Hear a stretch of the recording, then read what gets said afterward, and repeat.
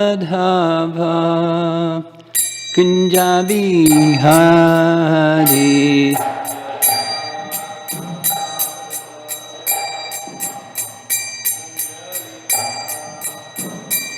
Jaya Radha Madhava Kunja Bihari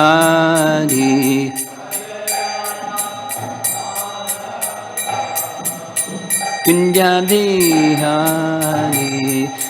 Gopi Jana Balabha Girivardhari Gopi Jana Balabha Girivardhari Gopi Jana Balabha Girivardhari Jana Balabha Girivardhari Jasodanandana Brajajanranjana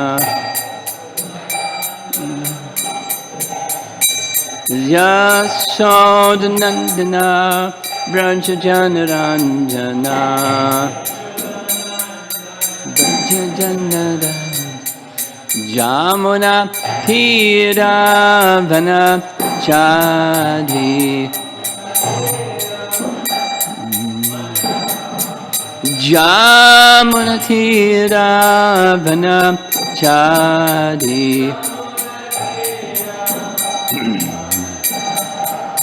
Jaya Radha Madhava Kunja Bihari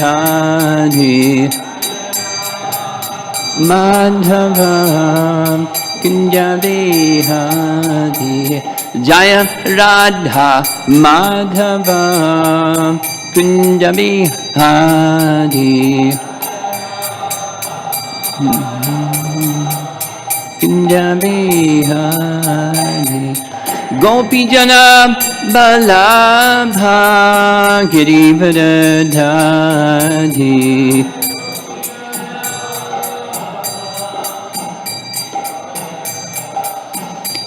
Gopi Jana Balabha Girivardhari Girivardhari Jasodanandana Brajajanranjana Jasodanandana Brajajanranjana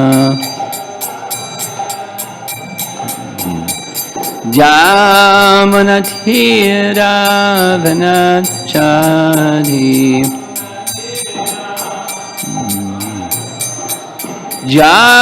Jamanathira Vanachari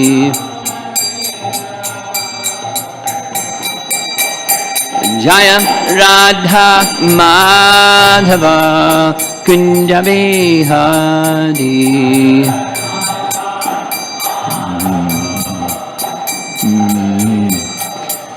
Jaya Radha Madhava Kunja Bihari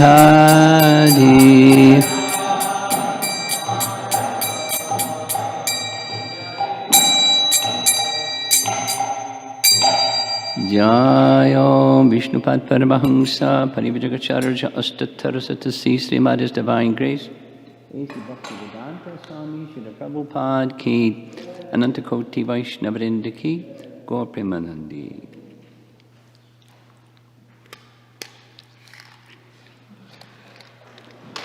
Om Namo Bhagavate Vasudevaya. Om Namo Bhagavate Vasudevaya. Om Namo Bhagavate Vasudevaya. Text 6, Canto 10, Chapter 26.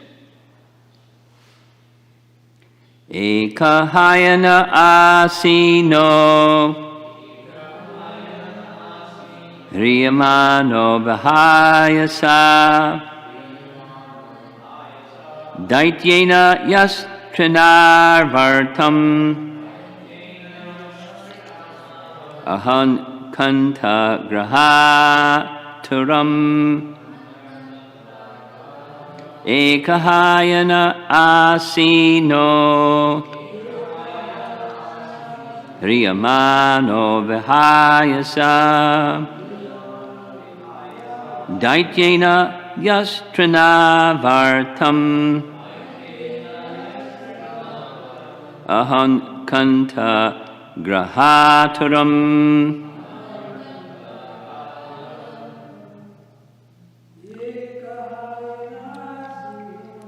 ekahayana asino riyamano vihayasa Daityena yastranavartam ahan kanta grahantaram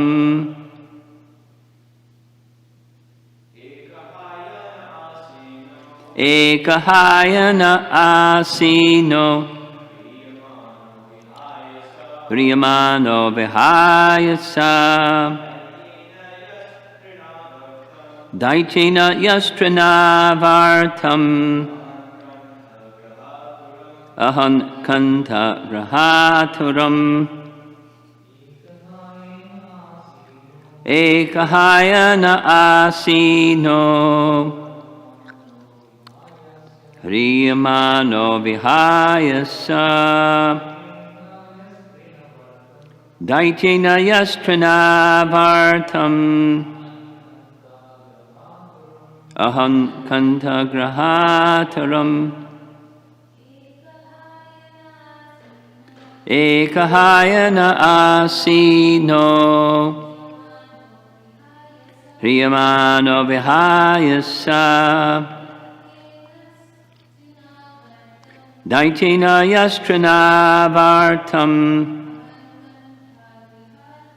aham kanta grahataram ekahayena 1 year old asinaha sitting riyamanaha being taken away vihayasa in the sky daityena by the demon Yaha who Trinavartam named Trinavarta ahan killed kanta his neck graha by being seized aturam tormented. So I'm going to go back. Text 5 and 6 are this morning's verses. 5 reads, Once when only 3 months old, little Krishna was crying and kicking up his feet as he lay beneath a huge cart. Then the cart fell and turned upside down, simply because it was struck by the tip of his toe at 3 months old. Text 6, at the age of 1, while sitting peacefully, he was taken up into the sky by the demon Trinavarta, but baby Krishna grabbed the demon's neck, causing him great pain, and thus killed him. Purport. The cowherd men who loved Krishna as an ordinary child were astonished by all these activities. A newborn infant cannot ordinarily kill a powerful witch, and one would hardly think that a 1-year-old baby could kill a demon who has kidnapped him and carried him up into the sky.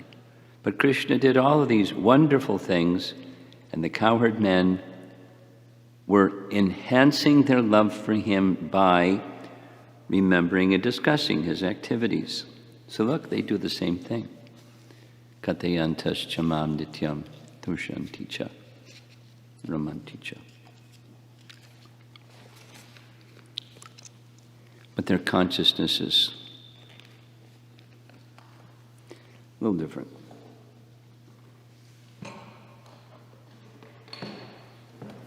So we're going to now go to the commentaries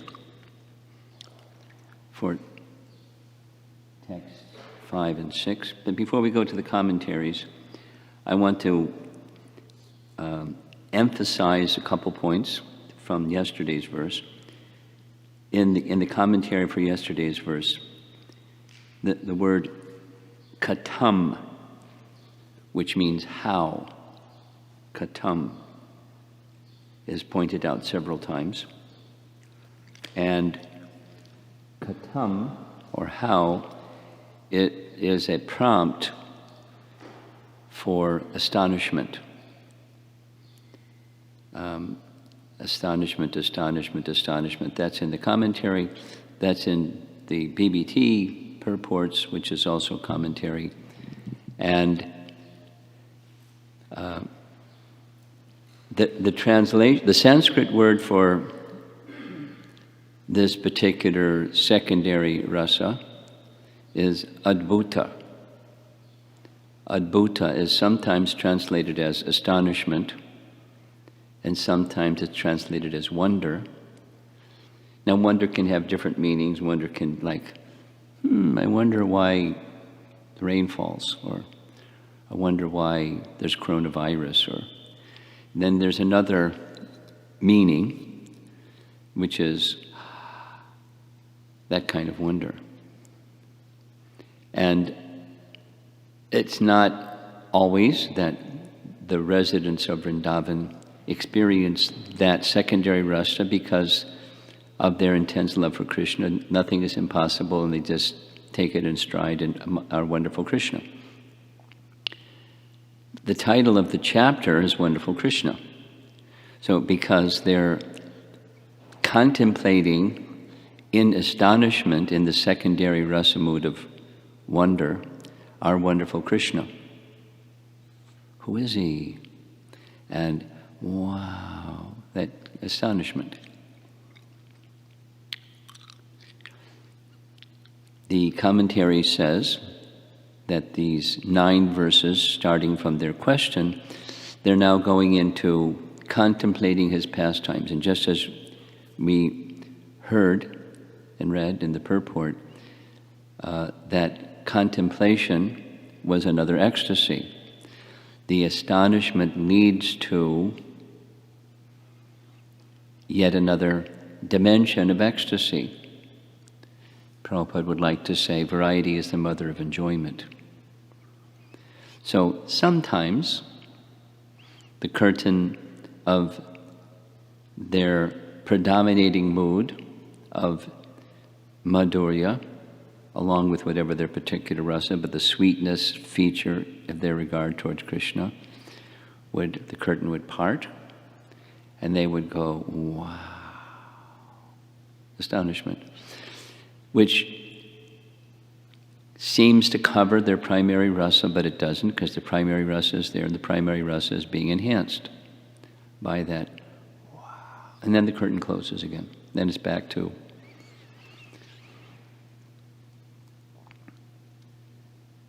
the primary rasa as they're accustomed to it. Another just general comment before I read the commentaries.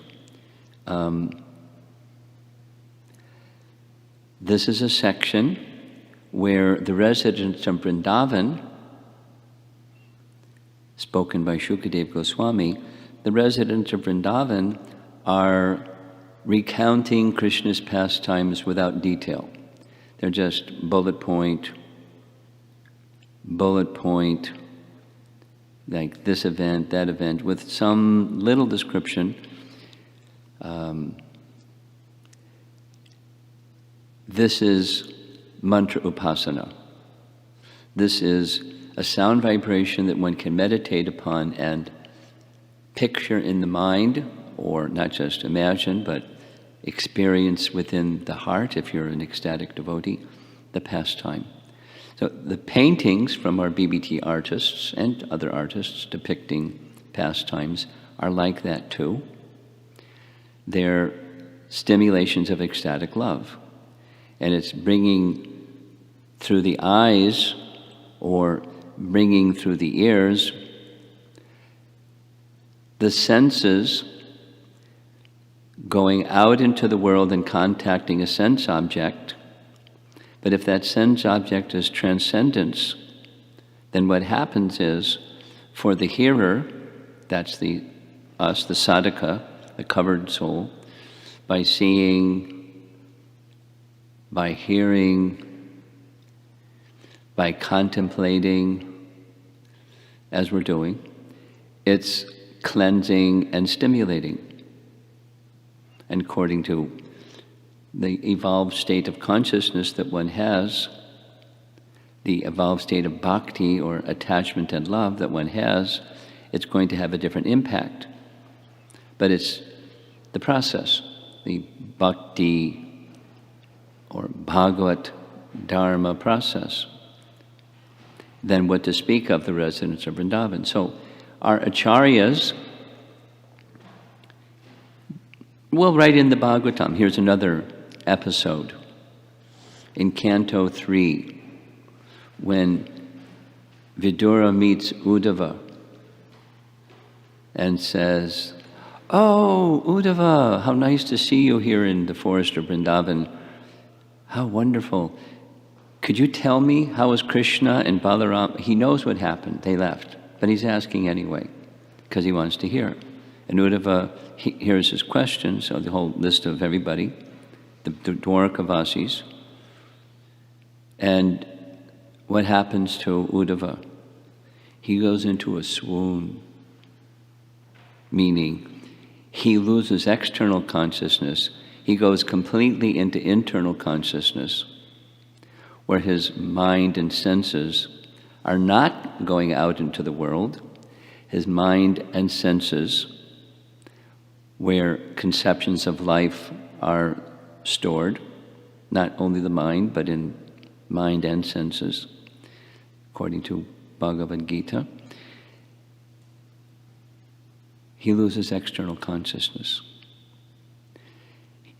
Prabhupada's comment is, he goes to Krishna, he is with Krishna, just by hearing the questions.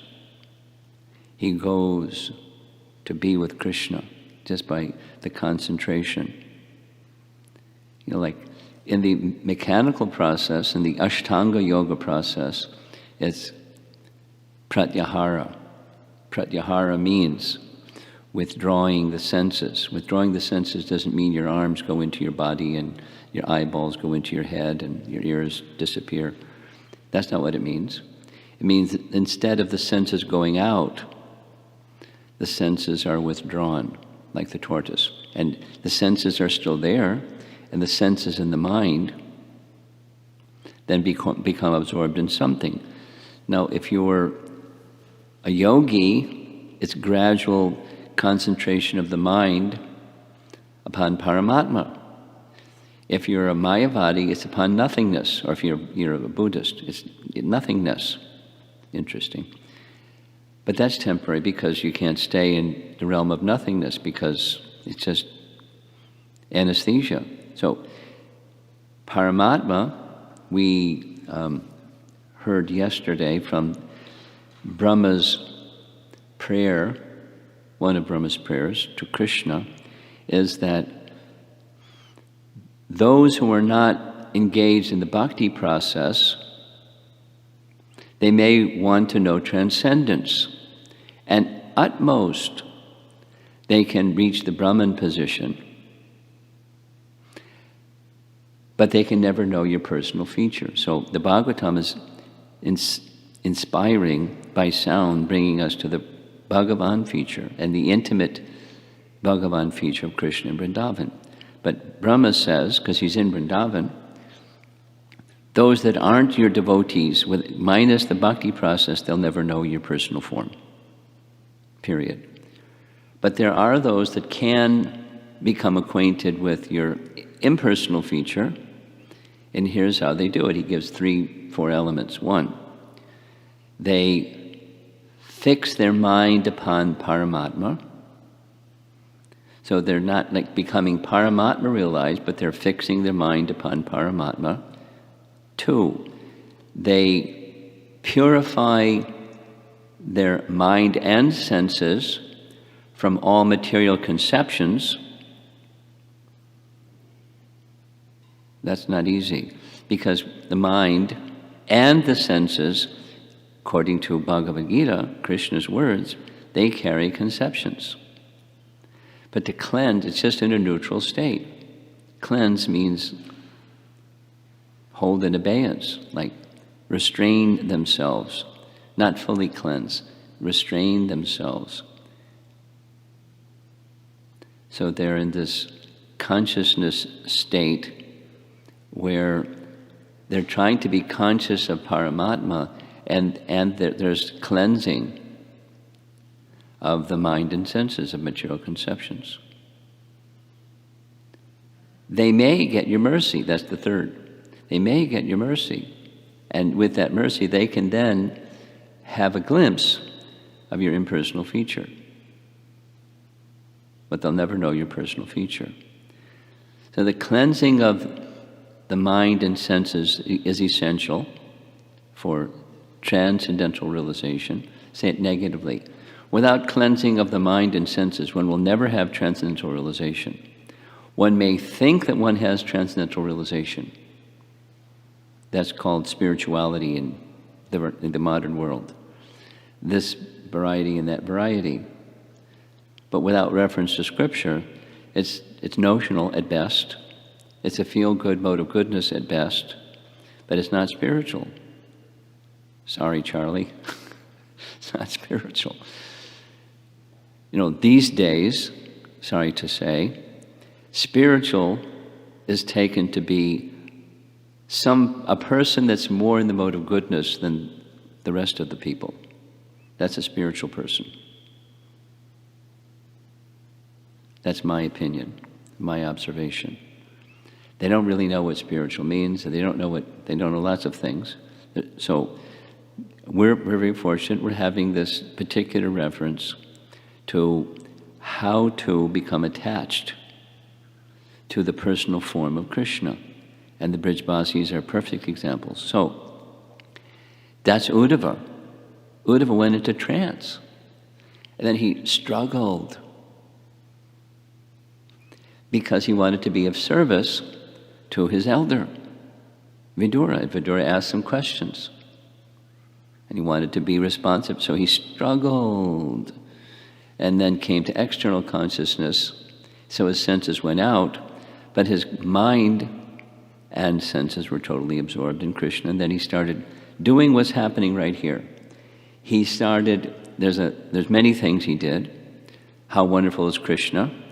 This verse that, who is a better master than Krishna? Even Putana achieved a stage of an eternal associate of Mother Yasoda in the spiritual world, because even though she wanted to kill Krishna, there was a little maternal affection, so he gave her that. So who's a better master? And on and on. So anyway, without a rerun on Canto 3, he has several ecstatic expressions and shares them with Vidura. It hurts Uddhava's heart that materialistic people think of Krishna in a material way. He describes. Here's one example. It's very painful that when Krishna said to Vasudeva and Devaki, please accept my apology, I was afraid of Kamsa, so I stayed in Braja, and I didn't come back, you're my mother and father, how mistaken I was and how foolish I was, I'm so sorry, please accept my apology, but I was like afraid of Kamsa. And when people hear that Krishna said that, Uddhava says, people will think he's material like them, and that's painful. And then he goes through other things. It's Krishna's contradictory, apparently. So Uddhava understands him as divinity, or the absolute truth, the supreme person. And when Krishna does things that people don't understand and they take him as an ordinary person, it hurts his heart. And then after going through that whole section, there's several verses like that, he starts narrating Krishna's pastimes in this same manner. He doesn't elaborate. He just does one after the next, after the next. He goes through a chronology of Krishna's pastimes in Vrindavan, and then he goes through a chronology of Krishna's pastimes in Mathura, and then he goes through a mini chronology of Krishna's pastimes in Dwarka. Because Uddhava knows all these things, and it's in his heart, so he's sharing his heart. So not only he's sharing his heart, but it's stimulation for ecstatic love for one who hears it. That's us.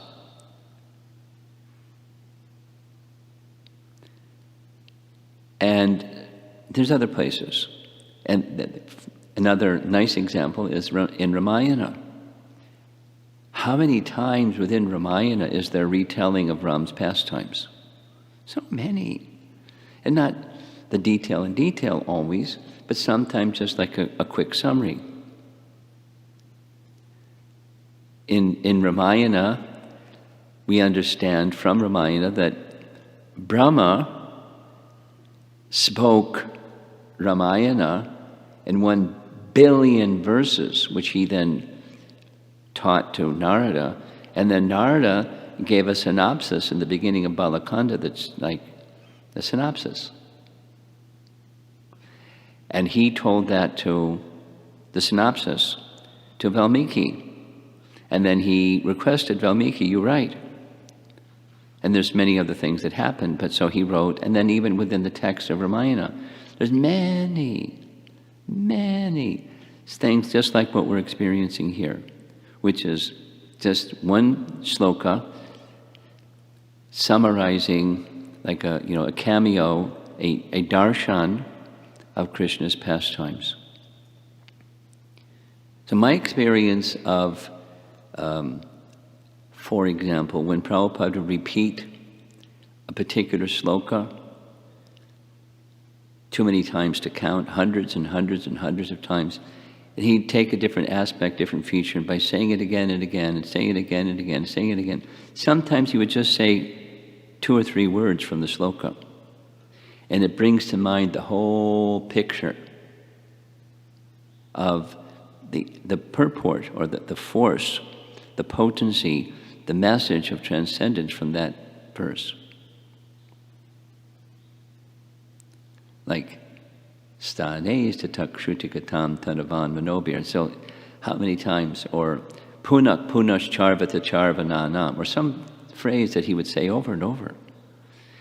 And over and over and over. So, just hearing that sound, for one who's accustomed to hearing it and hearing his explanation, etc., it brings forth at the heart level a remembrance of Krishna in a particular feature, in a transcendental feature. So that's one of the things, that's my appreciation at least, of one of the things that's happening here. And it's confirmed in the purport of text 6. They're enjoying. They're not going into the detail in detail. At least the verses don't go into the detail. Maybe they discussed in detail. But Shukadeva Goswami's narration of what they were saying is just one verse per pastime of killing demons. Or the adbhuta feature, the astonishment that they were experiencing. Now maybe they said much more about each one, but we're only given, maybe not, maybe they just said what they said, what's being reported here. But it has the effect for the reader of the Bhagavatam to be stimulated by their mood of astonishment. So we're just, depending upon our Krishna consciousness, we're at some different positions. So supposing there's just like the beginning people, the worldly people. So Prabhupada composed Krishna book for worldly people. And how are worldly people going to understand Krishna's pastimes? My understanding is that Prabhupada explained, because we were astonished that he presented Krishna book, because he said over and over again, don't go to the 10th canto. And the Sahajas and the professional reciters, that's what they do once you go through the first 9 cantos. And then, somewhere in the middle of the 3rd canto, he goes to 10th canto. So astonishment. And then he explained, because I don't know how long I'm going to live. And worldly people, when they come to know about Krishna, and then there's the unscrupulous people that want to go to the 10th canto, they'll turn away from Krishna because look at this immoral person, blah, blah, blah. And they won't be able to understand. Therefore, I created this text that's a summary study, but with various explanations so that worldly people can understand. And the chapter by chapter just follows the 10th canto.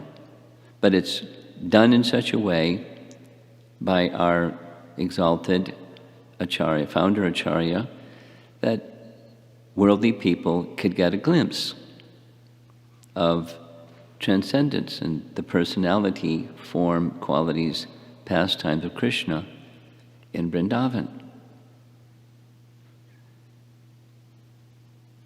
So, here's commentary for text 5. It's short. Vishwanath writes, how could he, Krishna, when only 3 months old, moving his feet upwards, strike the cart and make it turn over and collapse? So think about it. He's 3 months old. How long are the legs of a child that's 3 months old? This is detailed in Krishna book. A little 3-month-old child. His feet can't even reach the bottom of the cart, even if, unless he's Krishna or Vamana. So, and then further, the cart, we don't have these experiences, but during this period of time, they didn't have storage bins, like, self-storage kind of things. Families would sometimes keep a cart behind the house, and they would pile heavy-duty stuff, big pots, big this, heavy things, put it on the cart. That's like their storage place. The cart itself was heavy. The stuff on the cart was far more heavy, and Krishna just touched the cart and kaboom, the pots went flying. It's like, how did that happen? That's what, when the Leela happened, that's what, like, how did this cart turn over and all the heavy things? And then the children said, here's how it happened. We saw it. And the adults were thinking, oh, little children say so many things. They couldn't give credence to what the little children said because it's not possible. It must be, and there's some other idea. So now they're looking back on it and thinking, Jiva Goswami, the cart was slightly hit by the tip of his toe. His crying indicates his very young age, 3 months. His turning over the cart at that age was most astonishing. This showed his great power. The same is illustrated in the following verses.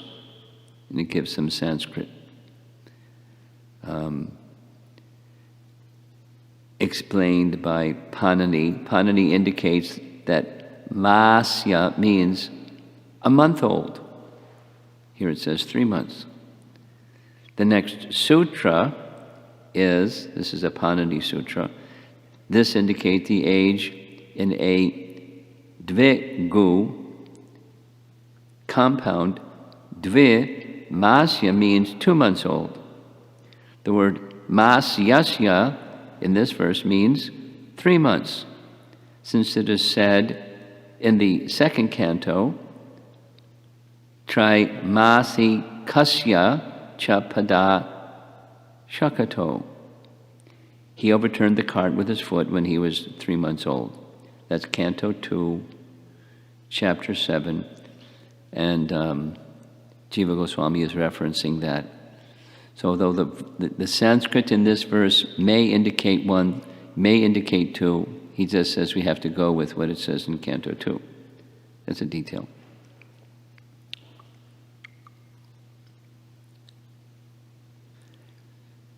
And text 6, we read the translation. Here's the purport.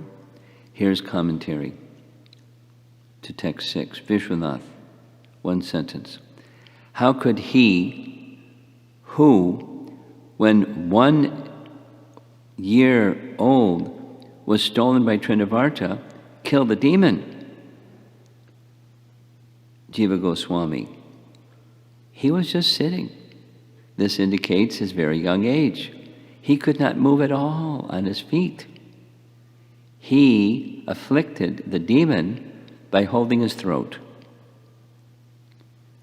And another commentary by Vishwanath. Here the cowherd men mean to say, quote, how could Krishna at the age of 1 kill the demon Trinavarta after being whisked into the sky? Then further commentary makes reference is drawn from Canto 10, Chapter 7. Here's the reference. What use are all these things for me, the Lord of all wealth? This event took place when Krishna was 1 year old. The Bhagavatam 10:26-8 says, gives the Sanskrit, the demon Trinavarta took away Krishna when the Lord was 1 year old. Yashoda felt great bliss by placing Krishna on her lap and lifting him up in the air with her 2 hands. Suddenly Krishna became as heavy as a mountain top, and Yashoda could no longer hold him. That's the pastime itself. That's the chapter.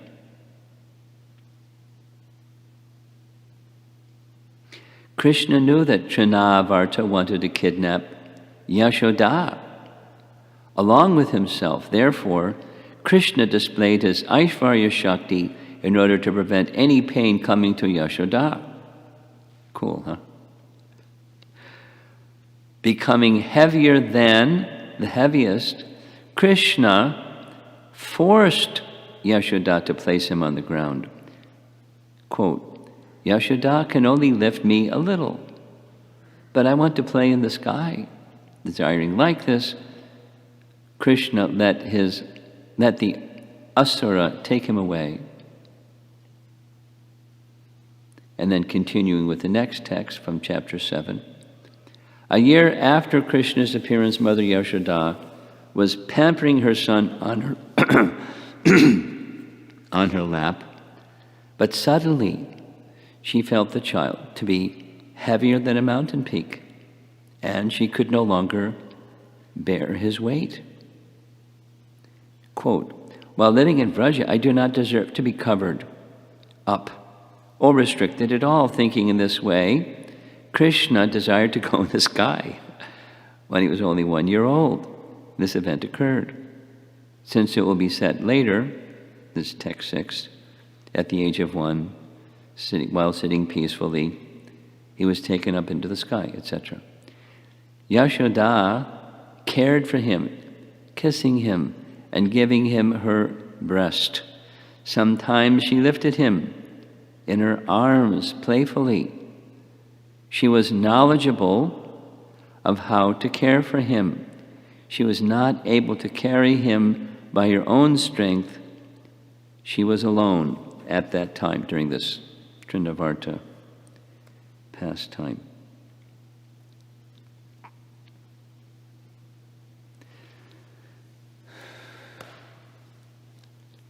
So one more reference comes to mind, and that is the 64 qualities of Krishna. Of course, those qualities are there in living entities, but at a smaller degree, and their fullness in Krishna and different features of Vishnu. Clever is the quality. Clever, one of the explanations in Bhakti Rasamrita Sindhu is Krishna sees, of course he creates, some obstacle, and then he overcomes that obstacle in a very clever way. And when he does so, he's accomplishing many things at the same time. So, not multitasking. He's just the unlimited potencies of the unlimited are moving things in the way that he moves things, so that many things are accomplished at the same time. He's very clever.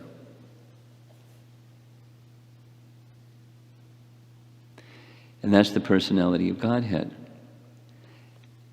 Because we just spend some time with the appearance of Lord Ramachandra, comes to mind the same quality in Lord Ramachandra, that when he would do things, there's categories of things and subcategories of those things, but he would teach by his example Dharma, because he's the ideal king. So kings live by Dharma, and Ram set the gold standard of Dharma. And whatever he did was abiding by Dharma. And he insisted that others would follow the process of Dharma. And if there was some discrepancy in the process of Dharma, he corrected it. Sometimes he corrected it in the moment. Sometimes he corrected it very gently. Sometimes he corrected it very strongly. And sometimes he waited till later. But he was dharmic, the upholder, the bearer of Dharma. Just like immediately, one of the immediate, this is Ram Katha, not chapter 26, but when Sugriva was delaying after the rainy season was over to come to see Ram and say, the rainy season is over, let's make a plan for finding Sita, he was dilly-dallying in this palace, enjoying sensual pleasures, which Ram knew that was going on, and he concluded that was going on, and he became really angry. Now, it's a transcendental anger for the purification and upliftment of Sugriva, because he was kind of lost in sensual bliss. And that's all Lakshman needed, was to hear Ram is angry, and he became super angry and went charging off to, carry Ram's message to Sugriva. Anyway, as soon as Sugriva, the message came back that Sugriva had already sent Vanaras in all directions, Ram's anger was gone. So the principle was not selfishness. The principle was, when you give your word, you uphold your word. When you give your word, you uphold your word. That's Dharma.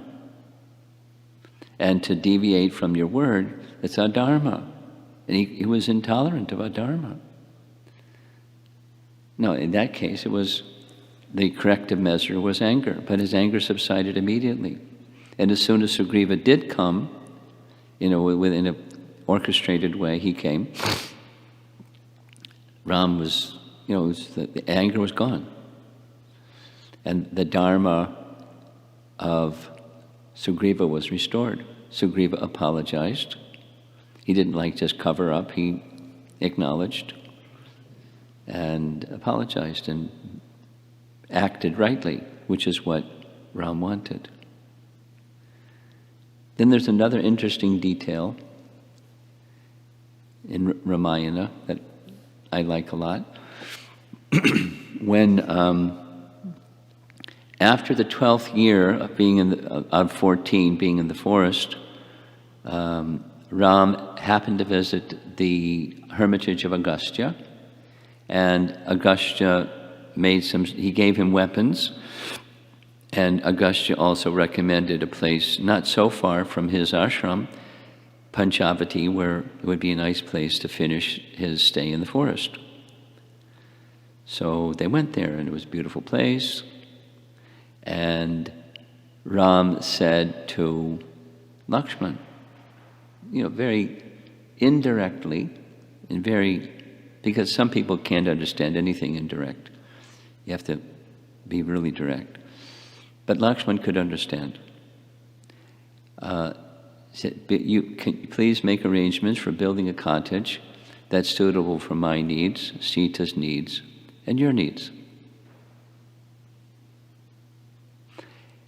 He said that to correct something that happened way back in Balakanda. When it was told in Ayodhya to Lakshman that Ram was going into exile, and Lakshman was fiery, and Ram said, "Don't be fiery." And then Lakshman said, "Take me with you, and I'll do everything to meet your needs." And that was a false ego statement, which Ram noted. But Ram didn't say anything at that time because he chose to speak it later. But he spoke it later in this indirect sense. This is now from commentary of Govindaraj. Interesting. So Lakshman understood he was being reprimanded.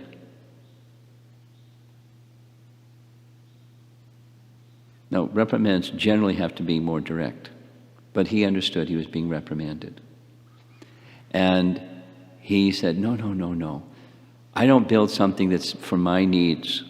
I'll build something for your needs. You just tell me what you would like and I'll build it. No, sometimes people are given some service and it's not, the boundaries and parameters are not spelled out. But in this particular case, Ram didn't give details, but he appreciated that he got the message. Give up false ego, Lakshman. Even in service to Ram, or even in service to Krishna, even in service to Guru and Krishna in our lives. Don't act through false ego, like I'm going to do it. Look out, here I come. Give that up. So that's a dharma principle, and then there's a prema principle. So Ram moved with both. Krishna is, in this case, also moving with both. He's according to Bhaktivinoda Thakur, I'm going to end with this. According to Bhaktivinoda Thakur, Krishna's killing of the demons in Braja has a very great significance for conditioned souls. That's us. And that is, Krishna is, by his pastime, helping us to become free from obstacles that we have inside our hearts and the path of going to Krishna. Krishna's killing of these demons is for that purpose, one of the purposes. So that's a purification purpose, and then hearing and remembering and chanting and so forth. So that's a benefit for us. And on the rasa platform, he's stimulating the love of the residents of Braja by these pastimes, which at one stage of the pastime, they came to different conclusions. And now they're in this astonishment phase where it's a different picture of the pastime. And then they're hearing and discussing and deriving satisfaction and enlivenment in their Krishna consciousness, just like, what we're doing. Restoring through sound vibration our original attraction for Krishna that we've somehow forgotten. The whole range of things. Clever Krishna, wonderful Krishna. Everything there, and everything is there in his name, just expand it in the form of the Bhagavatam. But everything is there in his name, Nija Sarva Shaktis. And so he's doing these wonderful pastimes with his different potencies. Covering the Brijbasis so they don't know who he is, drawing the curtain back so they're wondering maybe he's divinity, and then closing the curtain again. Nice. See if there's any discussion.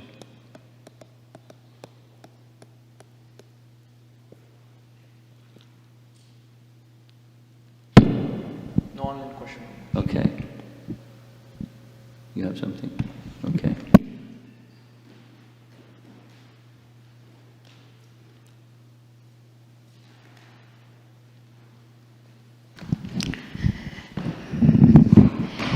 There is this, there are a lot of things going online because of the coronavirus thing.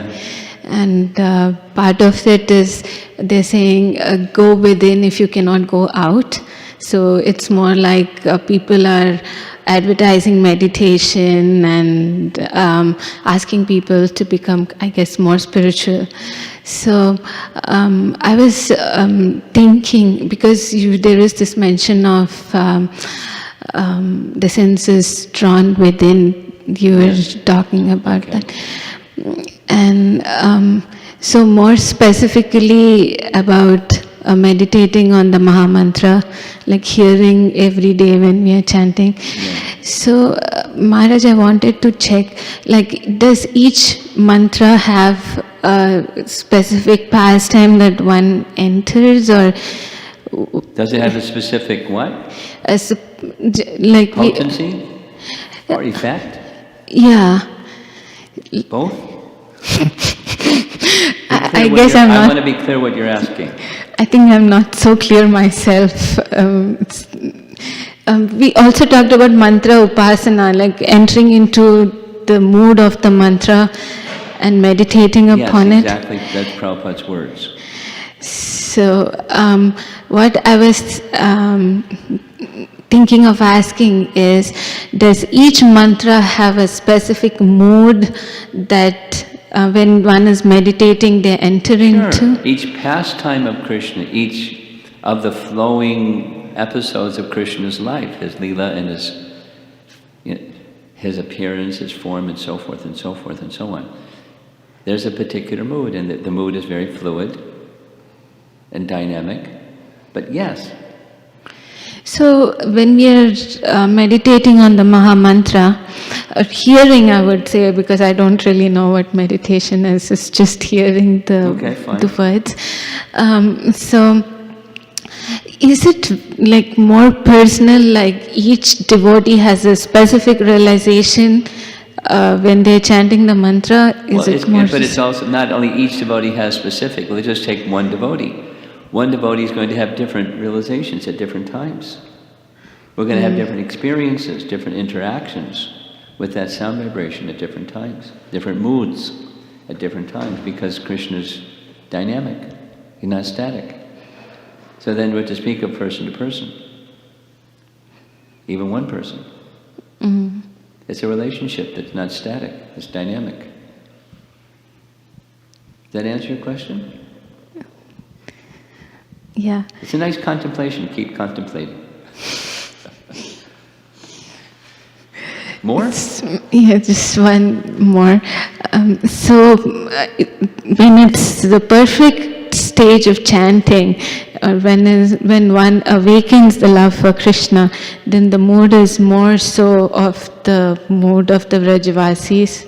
Is that understanding correct? Well, followers of Chaitanya Mahaprabhu, yes. But Mahamantra chanters may not be followers of Chaitanya Mahaprabhu.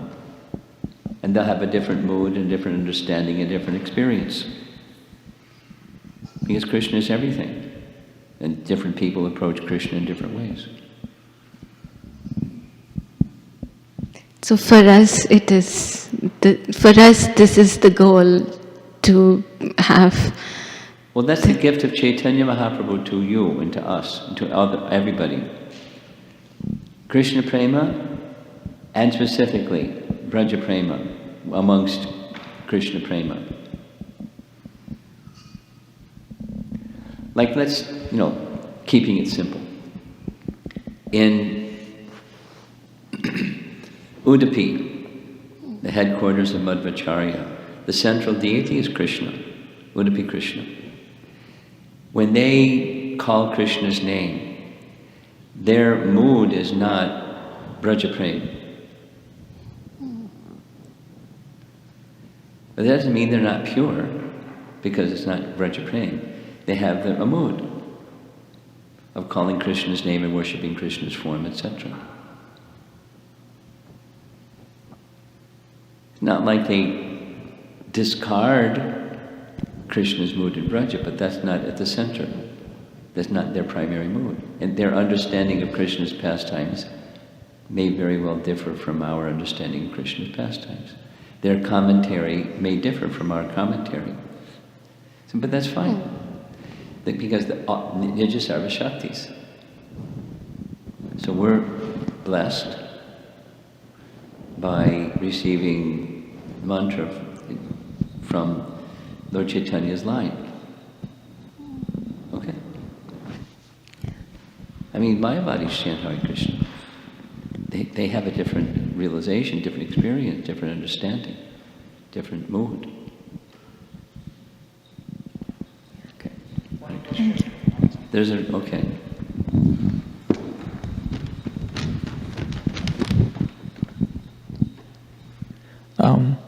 This is from Rama Saranadas. Guru Maharaj, as we discussed yesterday, normally people become spiritual or turn on their mode of goodness during the calamity time and come back to their regular business after the calamity is over. So, as sadhaka, how one can carry on and sustain the same mood of taking shelter, urgency, even after calamity is over?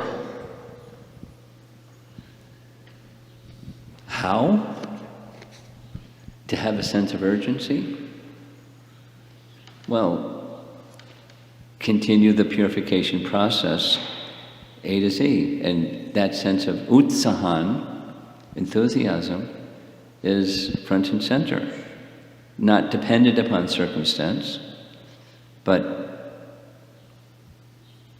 wanting to be connected with Krishna. And the urgency may be selfish. I want out of here, this place is crazy.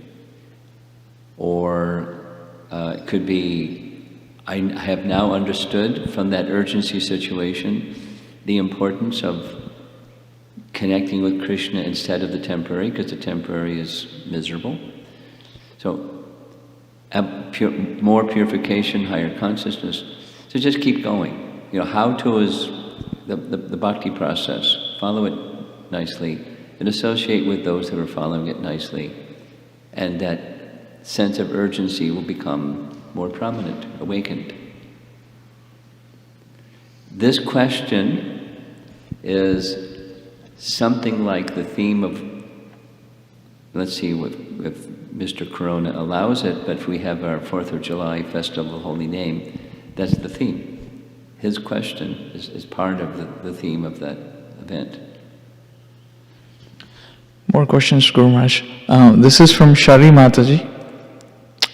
Do you recommend to say specific prayers or chant specific mantra other than our regular daily sadhana what we do during this crisis time?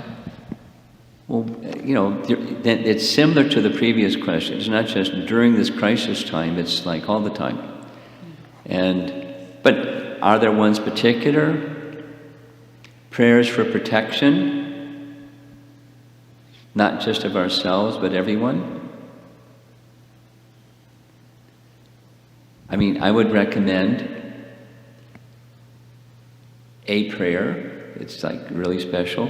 Hanuman's prayers, Canto 5, Chapter 19, the early section, where he offers a prayer to Lord Nrsimhadev for protection. It's not just about his protection, it's everyone. And what's his understanding is the Bhagavatam's understanding, which is what's behind suffering is ignorance. Ignorance is the root cause of suffering. So it's a prayer, not just remove the suffering, but remove the ignorance. With your sharp nails and teeth, which I'm not afraid of, please take from my heart such tendencies and extend that to others too. So those are two nice prayers she can make reference to. And other, you can, find some favorite ones that you like and you recite those prayers, and then coronavirus is gone, and then so it's back to business as usual. It can be like that.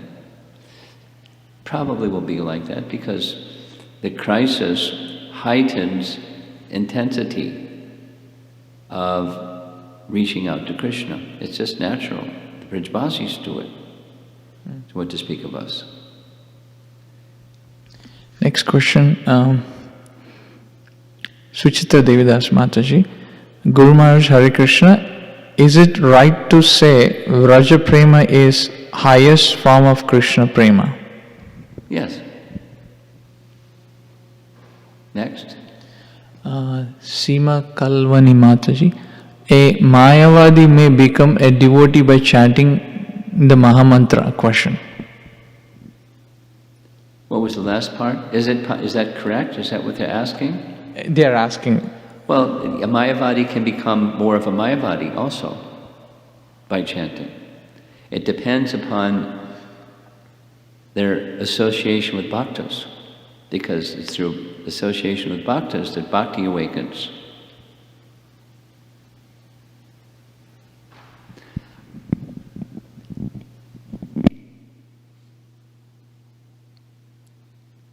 So one should be careful who one hears from when chanting the holy name. Or we should be careful that knowing that Nirvishesha Shunyavadi Pastyatya Desatarine, it's not just people over there, the Mayavadis. The atmosphere in the Western countries, not only, but in the Western countries, the impersonal tendency is pervasive, not only the hardcore Mayavadis. So that is to say, our conditioning is similarly influenced. Just like if you breathe bad air, it's going to go into your system.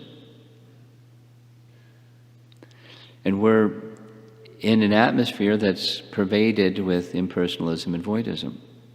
And even amongst theists, what to speak of atheists or agnostics, this atmosphere is pervaded by. So we should be conscious not just of such tendencies within us, and be wary and try to get on the other side of those tendencies, because there's tendencies just from the atmosphere of the Western countries. Kali Yuga. Go ahead. Something further? Finished? Okay, thank you very much. Prabhupada Ki Jai.